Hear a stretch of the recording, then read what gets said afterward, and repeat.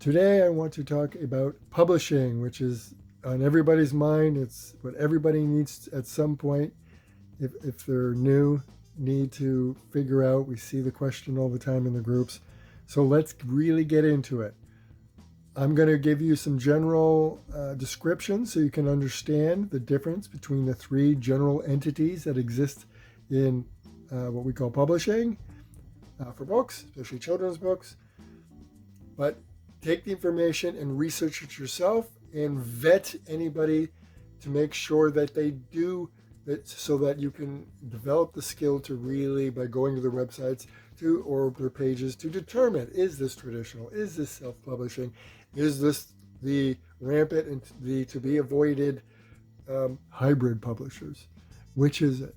So you want to develop those skills. I'm going to help you know the difference, use that to research it even more, to become familiar, and develop your skills whenever you're looking at these places. Really vet all their material and all their pages so you can determine which of the three it actually is. Because one of them is being really dishonest.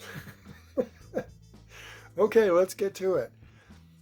First of all, traditional. We all really know what traditional means, but just to go through it, it means usually it's a building. It's a building. Some people with some money behind them. Sometimes they've come from the industry, from the inside, and wanted to start up their own. There's all kinds of stories, but basically a bunch of people with some kind of knowledge and money. It's usually how it starts. They either start a small startup, or sometimes some big company, right? But it's a company that, and what traditional really is, the key points is they don't seek out anybody. In fact, most manuscripts never even get through if you do the research on them. So they don't need to look for books, and they don't. And in fact, to this day, their methods really aren't that good, so they miss out on so much gold because their methods are so stringent that most people can't even get their manuscripts seen, and you'll know that when you research that stuff. But to get back to it, so they don't go looking for anybody, and it's really, they have stringent submission rules, so you need to go to each one and really read their submission rules, and they're different for each publisher, and do not break them even in the slightest, or some intern will toss it in the trash and you'll never even get it seen. And even when you get it seen, there's a whole process of elimination where you might get it past one person, but if you're lucky even to get it one past person, there's several other people and departments where it could end up in the trash. So it's a very tough process anyways. They certainly don't go looking. So if somebody's reaching out you telling you they're a publisher, they're not a publisher. Okay. The other thing is, the benefit is they have marketing. So they have marketing money, so they can market your book. They have the money to pay for everything, and they do. But because they pay for everything, the downside to traditional, whether they're little or big, is you pretty much have no control. Most of them want the copyright, so you kind of share the copyright with them in a way. You're not completely eliminated, but they own the copyright. They make all the decisions. You're along for the ride. They choose the illustrator. They decide everything. And if you're lucky and they're a good one, they'll let you participate along the way and value your opinion. But don't be mistaken.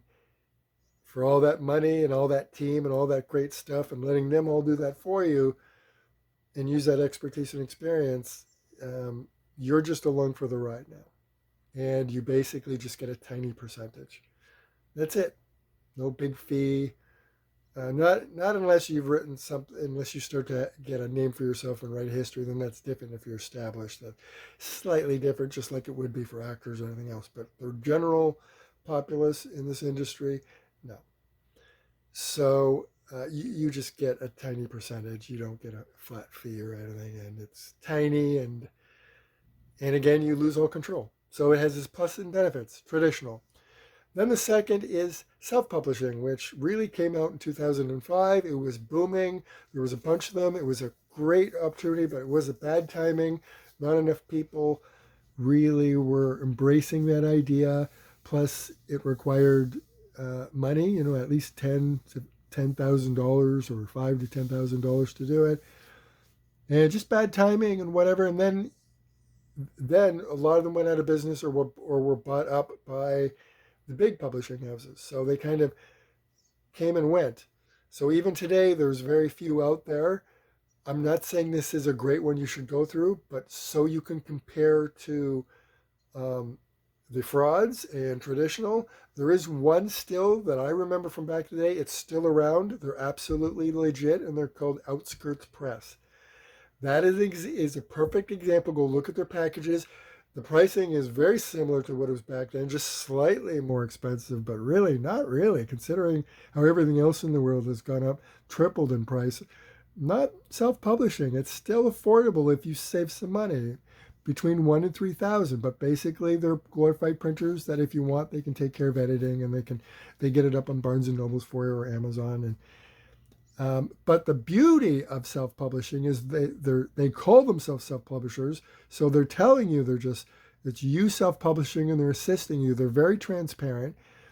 Everything is straightforward. They give you packages, more bells and whistles, more expensive the package. So if you don't mind doing more stuff yourself, then we're just keeping it simple. Then you pick the cheaper package. Um, so that's self-publishing. And again, very straightforward. So check out Outskirts Press. That's a real legit one. Okay. And before I move on to the other one, make sure I haven't forgotten anything about self-publishing. I feel like I'm forgetting something about that. So, oh, I do. I am forgetting something. So the thing with self-publishing is, because it's self-publishing, it says in their contracts, unless they've changed it recently, I haven't looked into it, but it would be crazy if they did, because they'd be shooting themselves in the foot. But I don't think so. You tell me. Go look at Outskirts Press and you tell me. But I would think they haven't changed it. Because it's straightforward self-publishing, you keep your copyright, and it's in the contract you do with them. No, we're not taking over your book. And they didn't. I don't know if they do now, but they didn't take a percentage at all, because you're paying flat out thousands of dollars for the process. So that's it. Now, maybe now they also take a tiny percentage. I don't know. Again, you'd have to tell me, but that's self-publishing. Straightforward. They're helping you through the process. And now we have today, when you keep getting suddenly DM'd and messaged, or these people or these companies in these groups reach out to you or advertise in these groups saying they're publishers. They're not publishers. They're hybrid publishers. And what they really are regular folk from around the world who figured out since 2020 that with these new technologies that it's really easy if you apply yourself to figure this stuff out and do it. And they did it. And then they thought, well, now I'm just going to do it for other people and call myself a publisher. So they exaggerate. They don't say that that's what they are. They just call themselves a publisher. So it's hybrid isn't their terms. I've heard a few of them come straight out and will say they're a hybrid, but generally it's a term that they don't want to admit, so they just call themselves publishers, which gives you this false impression. And then next thing you know, people are confused and they're in the groups going, well, why do they want money from me? Because it doesn't fit what people have heard about publishers. So that's the thing, is some of them, and they vary, because a lot of them, some of them are scammers, some of them are frauds. Most of them are attempting to be legit, but they really don't have the experience or the knowledge. So they've just barely learned it. So, and they've pumped out a ton of quick, crappy books. So they're portraying themselves, because they'll say, oh, I've done 40 books in the last 5 years. Oh, don't brag about that if you're a tiny publisher, because that means you're just pumping out quick, crappy KDP books by the dozens, and that's no. But anyways, to get back to it, so hybrids, the contracts change, they're all over the place, but either way they gouge you, and some want the copyright, some don't, but they definitely want they want fees.